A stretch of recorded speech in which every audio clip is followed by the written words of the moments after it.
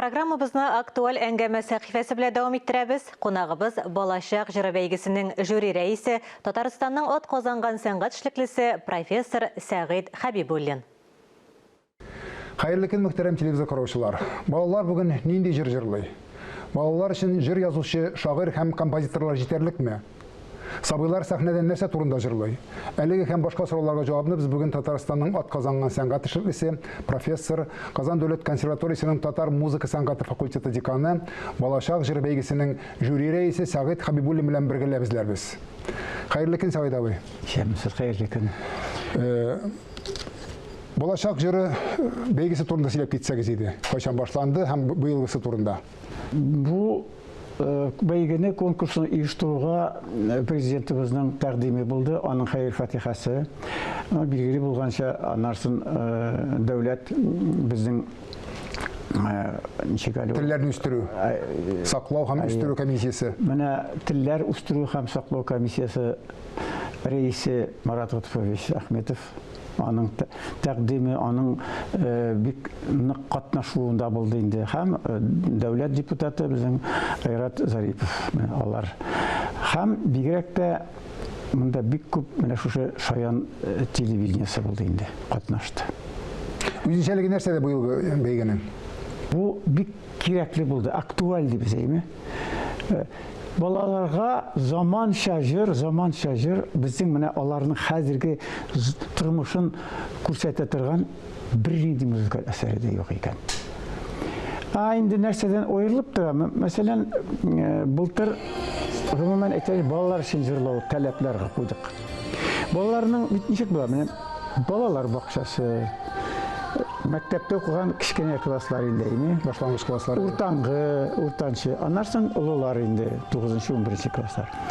Менә беренче конкурста күбрәк булды урта яшьтәге балалар өчен. Быел конкурста күбрәк игътибар ителде, менә минемчә, балалар бакчасы. Алар менә 4, 5, 6, 7 теге мәктәпкә хәтле алар өчен игътибар бөтенләй юк. Бөтенләй юк.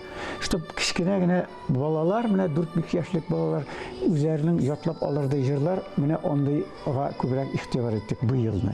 Менә миңа калса. Балалар өчен язу аларга караганда авыррак дип әйтәләр язучылар турында. Композиторлар да шулай бит буламы? Әлбәттә, һәрбер җырны бит балалар җырлый алмый. Әле менә аларның тавышын караган, диапазоны кичкенә. Беренчедән, икенчедән катлаулы ритм белән яза алмыйсың, чөнки әле ул аңа гадиерәк язырга кирәк.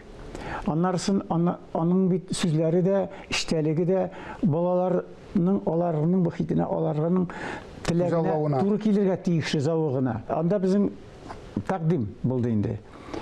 Менә балалар тормышы, туган як, туган тел, әти-әниләр, аларның менә нинди ихтияҗлары бар балаларның. Аларга менә шуңа төрле песиләр, дибезинде хайваннар, төрле уеннар балаларга.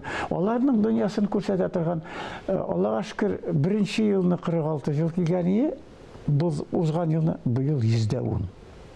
Субханалла. Штаб курартыграк булай. Кызыксыну артты, балалар шул хәтле кызыксынып киттеләр. Аннарысын әлбәттә менә шу Шаян телевидениесенә рәхмәт әйтәсе килә, бик яхшы клиплар чыктылар. Бик яхшы клиплар. Менә мин балалар белән элемтәне мин гомумән инде яшьтән үк яратам, балалар белән эшләргә сораштырам. Карыйсызмы? Карыйбыз диләр. Җырлар ошыймы? Ошый. Нинди җырлар? Менә әйтеп җибәрәләр, тигәнәкле, су буенда кирәк миңа телефон һәм башкалар.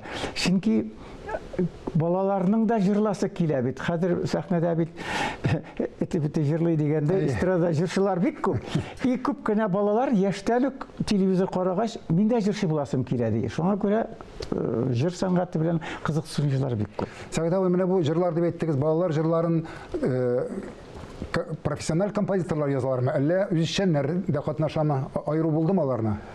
Айыру булмады, чөнки җырның яхшысы була, начары була. Анда профессионал язганмы, безгә ул теге, без аңа зур игътибар итмәдек.